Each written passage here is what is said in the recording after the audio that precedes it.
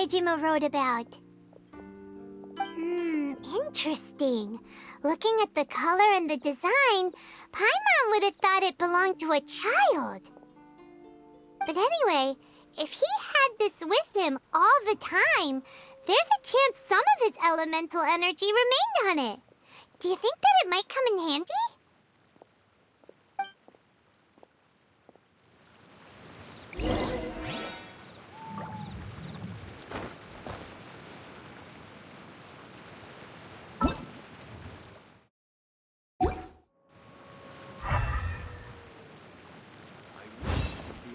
All the time.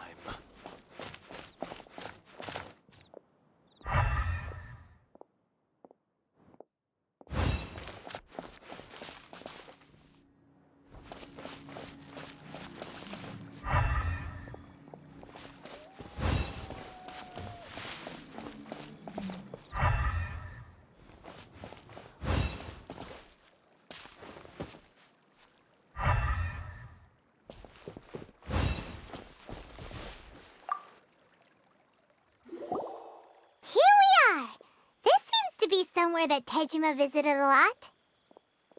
The soil looks like it's been disturbed. Maybe Tejima buried something precious here. Something that kept him in the village all these years? Must be something pretty amazing if it made him stick around for 30 years. Let's dig it up and take a look.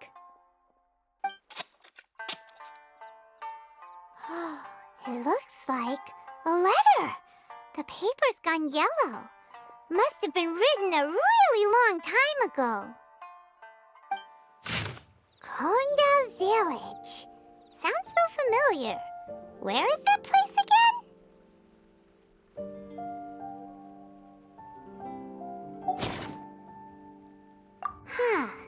So the reason Tejima came here was to wait for someone. But he's been here for 30 years. Oh, guess they didn't show up in the end, huh? Well, let's go give Tejima his stuff back and take it from there.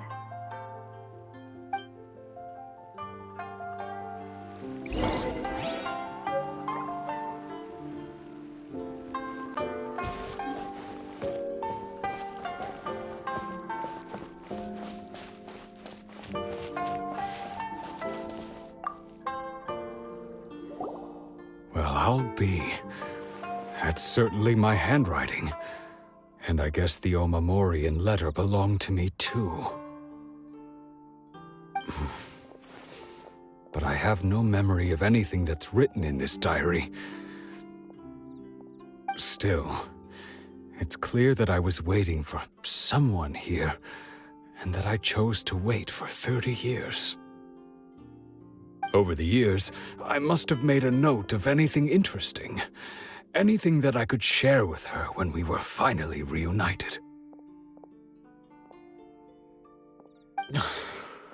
And just look at all the things that did happen over the years. The time has flown by so quickly. 30 years feels like the blink of an eye. How could I have forgotten something so important to me?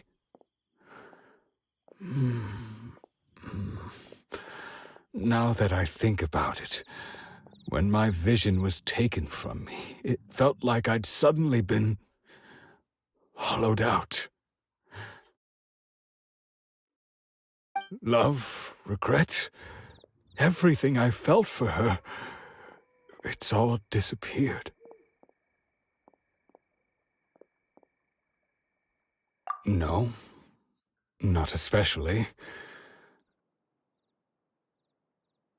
After all, I've forgotten who she was. Her face, her voice, the things we experienced together. I barely recall any of it. It's as if she'd never been in my life to begin with. As if all these years have been nothing but a hazy dream. I think maybe not. If this is something I waited most of my life for, I suppose I should carry on waiting. Although, What if she were to turn up eventually, only to find I didn't remember so much as her name? Wouldn't that be upsetting for her? When I think about it like that, I do feel a slight tinge of sadness in my heart. How curious. Why am I thinking like this when I don't even remember who she is? It's just like that feeling of emptiness, the feeling that something is missing.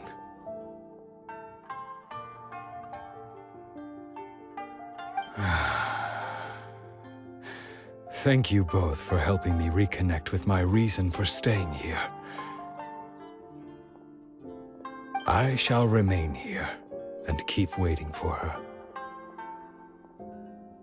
Tejima seems to be dealing okay, but still, it makes Paimon really sad.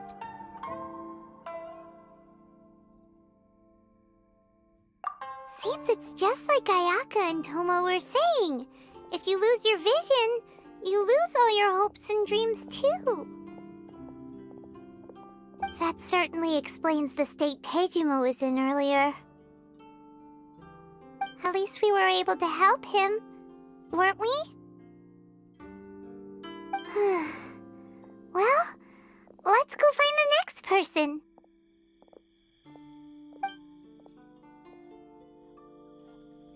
According to Miss Kamisato, the second one who lost their vision is a samurai from the Tenryou Commission. One day, I'll be as great as Ryuji. I'll stay here and keep waiting for her.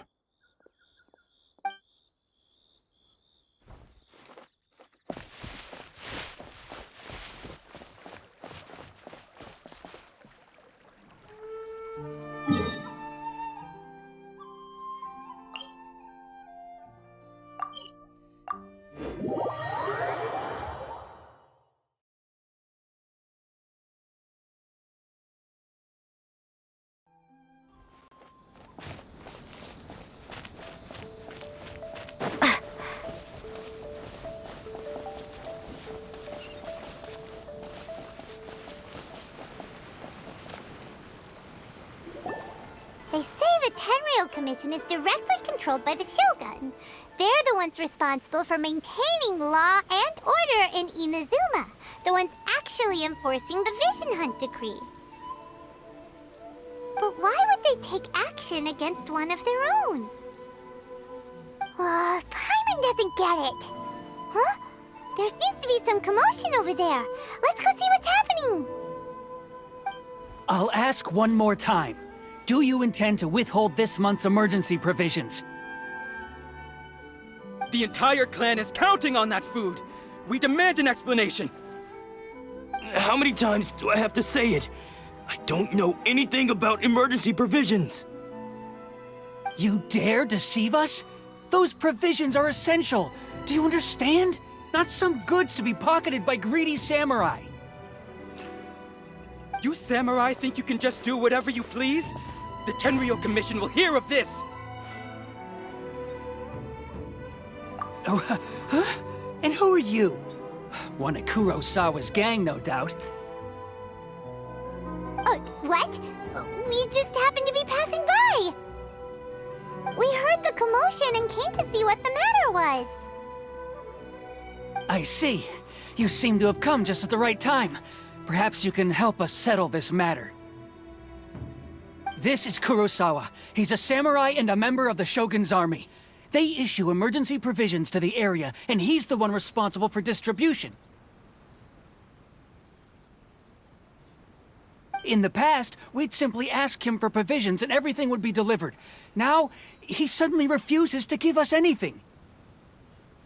He's keeping the provisions for himself, I just know it. We'll starve without them.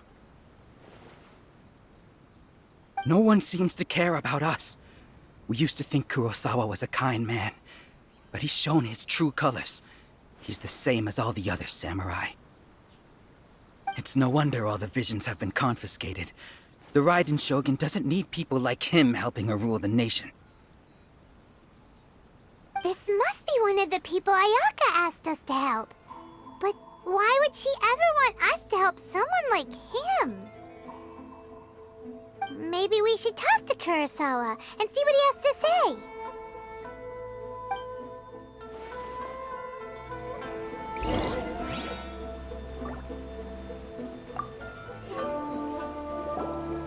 I've never even heard of these emergency provisions. I don't know whether it's rumors or whether they're trying to blackmail me. But either way, it's ridiculous. If I was hoarding supplies, would I still be the poor man I am today? My own family can barely get by as it is. Now, if you'll excuse me, I've got other matters to attend to. And that's the first bit of truth I've heard all day. The Shogun's army told me that I was unworthy of my vision. And they said I was slacking off in my work. Apparently, I'd even disappointed the Raiden Shogun. And that's why they confiscated my vision. Well, that's strange. You were helping enforce the Vision Hunt decree. Why would you be unworthy of your vision? To be perfectly honest, I don't seem to remember the details. All I know is that I would perform certain things every month, but I don't recall what they were. And it's not just that. I have this unsettling feeling, like someone owes me something. Does it have to do with the missing emergency provisions? I didn't take any. Like I said, if I was taking them for myself, I wouldn't be going through such hard times right now. To top it all off, my house was just raided by treasure hoarders, which is why I came here in the first place. I was chasing after them when I got held up by these two. If you don't believe me, go find the treasure hoarders yourself. If there were any emergency provisions to be had, they would have found them. Huh. He seems to be telling the truth. But we better confirm. Let's go round up those treasure hoarders and see what they have to say.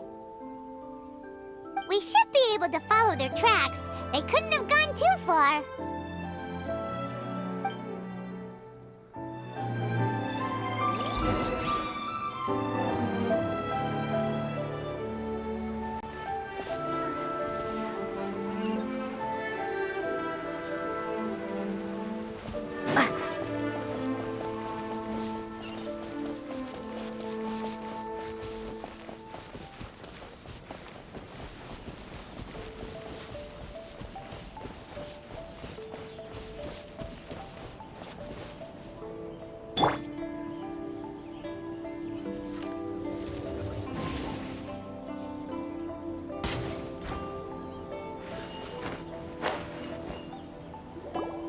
We really outdid ourselves this time.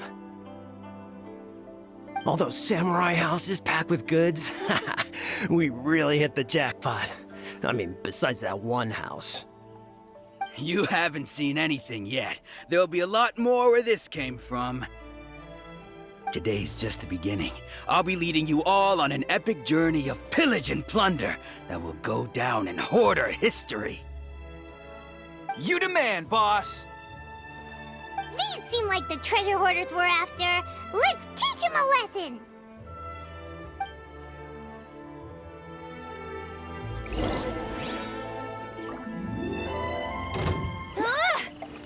Go, go, Baron Bunny! You're open!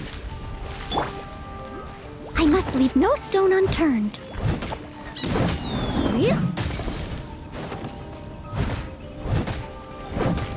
Yeah. Windblade! Yeah.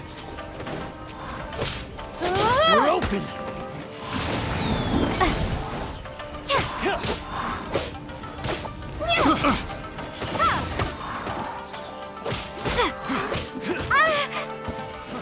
Try!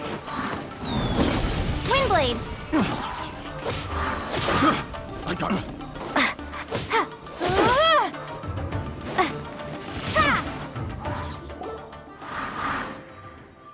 Oh, they're goes all the Mora.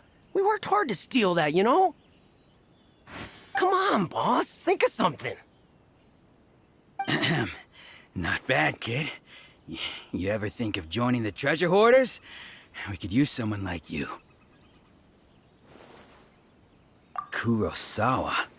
Oh, I remember. So he's the one who sent you after us, huh? Just our luck. I knew he shouldn't have hit that place. So what did you see inside? Was it stuffed with food supplies? Food supplies? You kidding? That place was a complete mess. All we found was a strange-looking box, hopefully with valuables inside. I didn't want anyone else to see it, so I was planning on opening it myself once we got back. But now that you've caught us, how about we make a deal? That little box for our freedom. What do you say? You've got a deal. Now show us what's in the box. Huh? What the?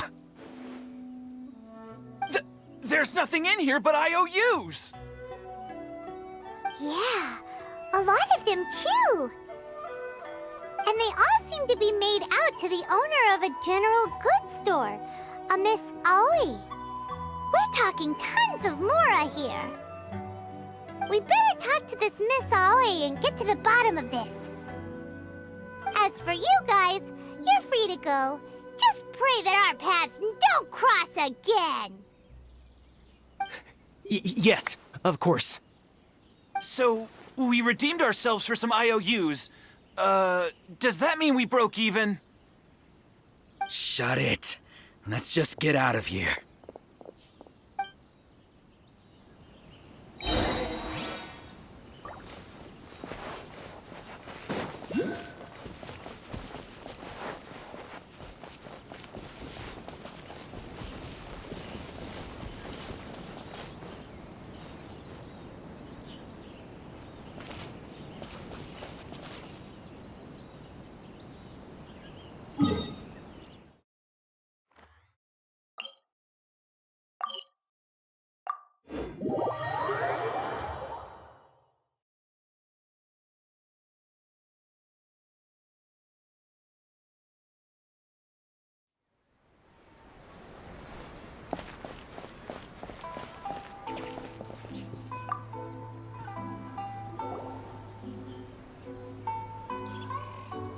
Welcome to Tsukumomono Groceries. We've got everything you need. Can I help you find something? Or perhaps there's something you want to inquire about? Ah, so you're friends of Kurosawa, I take it? Perhaps you're here to pay off his debts.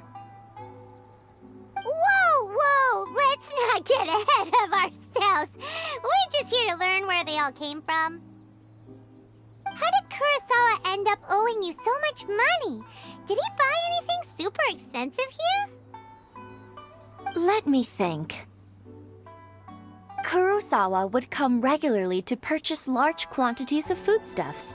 He'd always put the payment on his own account.